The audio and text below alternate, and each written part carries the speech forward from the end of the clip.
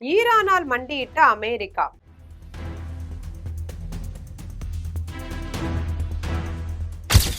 டிரம்பின் இரட்டை வேடம்.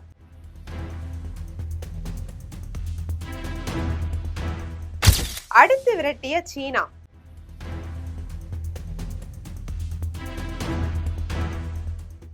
அமெரிக்கா அப்படின்னாலே உலக நாடுகள் மத்தியில எப்பவுமே ஒரு பெரிய பில்டப் தான்.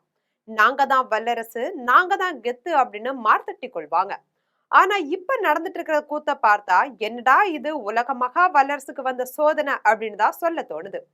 இது பற்றி விரிவா பார்ப்போம்.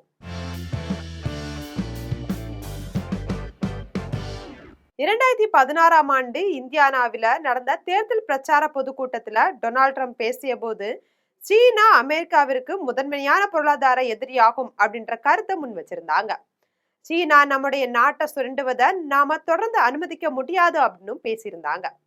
அமெரிக்காவுடைய அதிபரா டொனால்ட் ட்ரம்ப் 2ஆம் முறை பதவியேற்றதும் சைனாவுக்கு ஆப்பு வைப்பேன் அப்படின்னும் வரிய ஏற்றுவேன் அப்படின்னும் பெரிய சீனெல்லாம் போட்டுட்டு தெரிஞ்சாரு. ஆனா இப்போ என்னடான்னா ட்ரம்ப் கூண்டோட கைலாசம் போற மாதிரி அமெரிக்காவுடைய அத்தனை பெரிய டெக்னாலஜி முதலாளிகளையும் கூட்டிட்டு பெய்ஜிங்ல போய் இறங்கியிருக்காங்க. டெஸ்லா அதிபரும் உலக பணக்காரர் எலான் மஸ்கும் ஆப்பிள் முதலாளி டிம் குக் இப்போ உலகத்தையே ஆட்டி படைக்கிற ஏஐ சிப் கம்பெனியோடைய நிவிடியாவோடைய முதலாளி ஜென்சன் ஹூவாங், இது போக meta, Boeing, master card, visa தலைவர்கள் அப்படின்னு அனைவரையுமே ட்ரம்புடன் சீனா செஞ்சிருக்காங்க.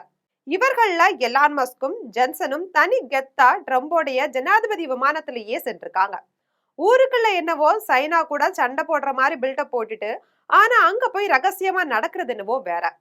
வெளியில சைனாவை திட்டினாலும் அமெரிக்க பணக்காரர்களுக்கு தெரியும் சீன சந்தை இல்ல அப்படின்னா நம்ம சோலி முடிஞ்சுது அப்படின்னு. இதனால சி ஜின்பிங்கிடம் போய் கொஞ்சம் சந்தையை திறந்து விடுங்க அப்படின்னு கேட்டிருக்காங்க. நிவிடியாவோட நிறுவனத்தின் தலைவர் ஜென்சன் ஹுவாங் 50 பில்லியன் டாலர் சந்தைய சீனாவில இழக்க இவர் விரும்பல. உலகமே ஏஐ பின்னால ஓட சீன மார்க்கெட்டை விட்டு கொடுத்தா கம்பெனியோட லாபம் முற்றிலும் குறைந்துவிடும்.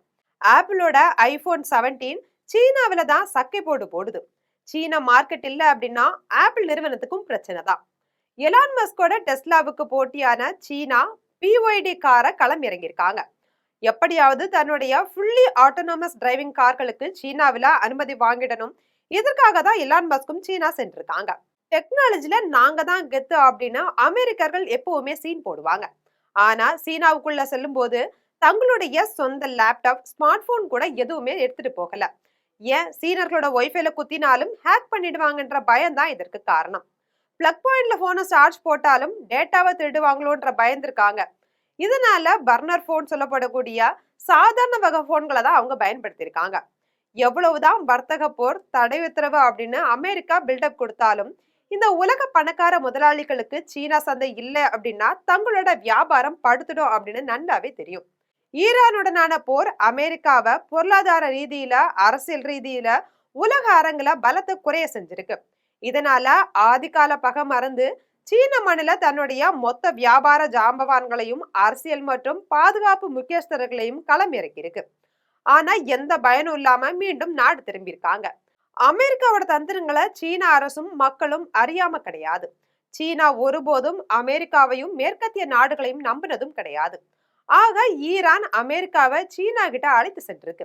சீனாவிடம் அமெரிக்காவை மண்டியிடவும் வைத்திருக்கு. இது போன்ற உலக செய்திகளை உடனுக்குடன் தெரிந்து கொள்ள ஜெம் தொலைக்காட்சியுடன் எப்போதும் இணைப்பில் இருங்கள்.